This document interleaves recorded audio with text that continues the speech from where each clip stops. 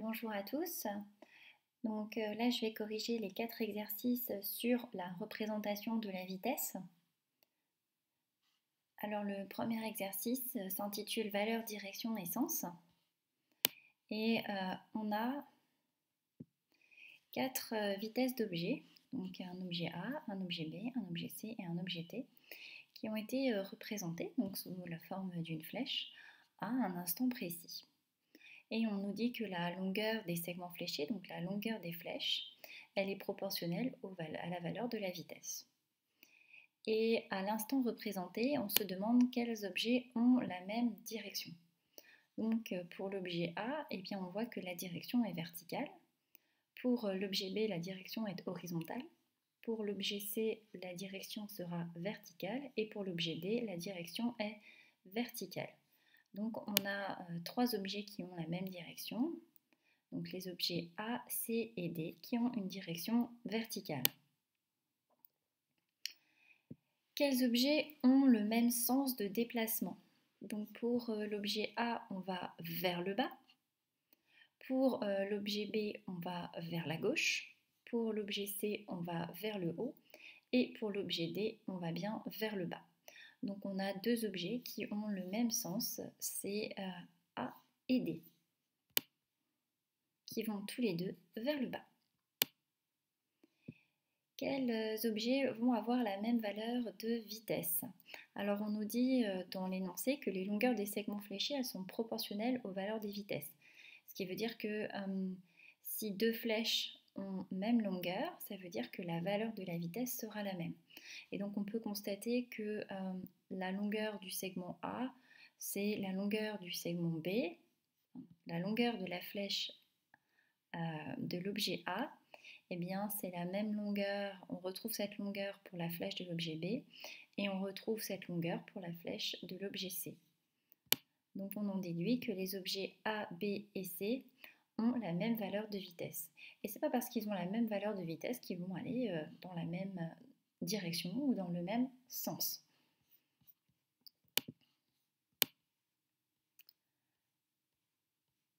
Alors,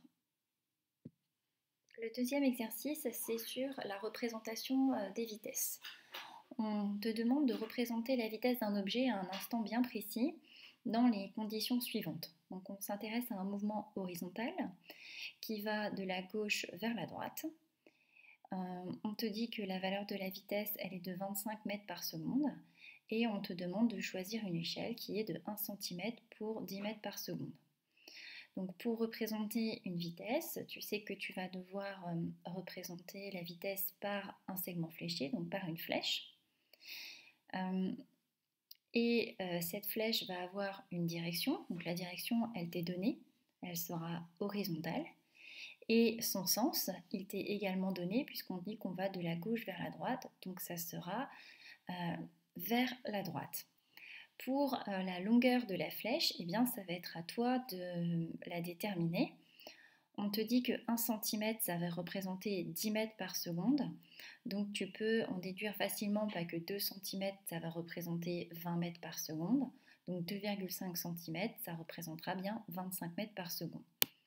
Alors moi, j'ai pris un objet, donc j'ai pris une balle de tennis, voilà. Et je suppose qu'elle a donc un mouvement horizontal de la gauche vers la droite. Et je représente ainsi sa vitesse par un segment fléché. Donc je représente bien une flèche qui part de l'objet et qui a bien une direction horizontale et un sens vers la droite. Je prends une longueur totale de 2,5 cm. Pourquoi? Parce que je sais que avec l'échelle choisie, eh bien, une flèche de 2,5 cm, ça représente une valeur de vitesse de 25 mètres par seconde.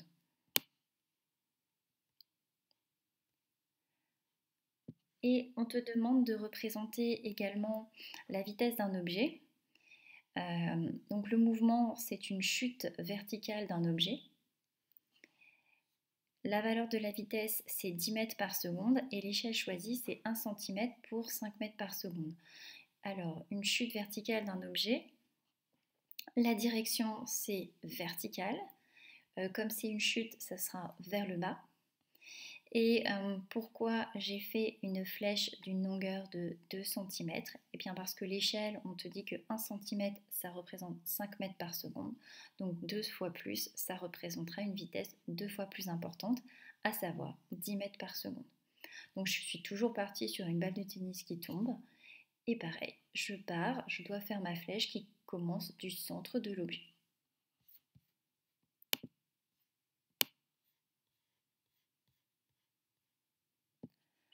Alors, le troisième exercice, c'est la représentation graphique de la vitesse. On a vu qu'on pouvait représenter la vitesse dans un graphe.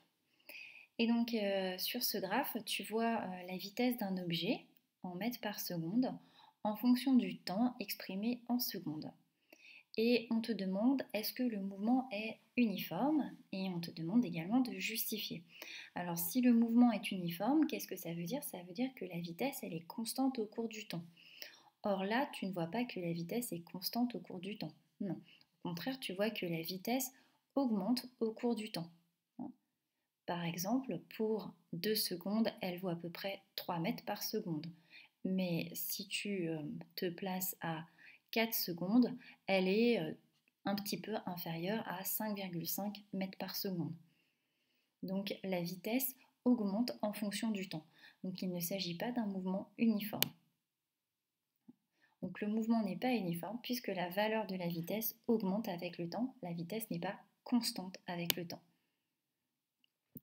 Est-ce qu'on peut dire que le mouvement est rectiligne et on te demande de justifier ta réponse?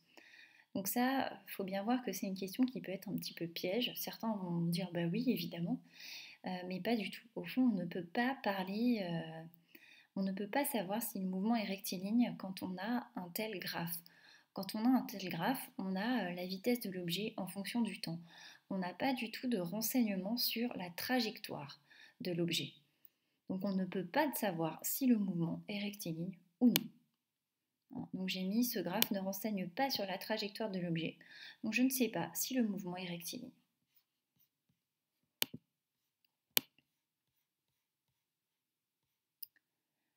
Alors, pour le dernier exercice, on va s'intéresser au mouvement circulaire et à la représentation de la vitesse pour un mouvement circulaire.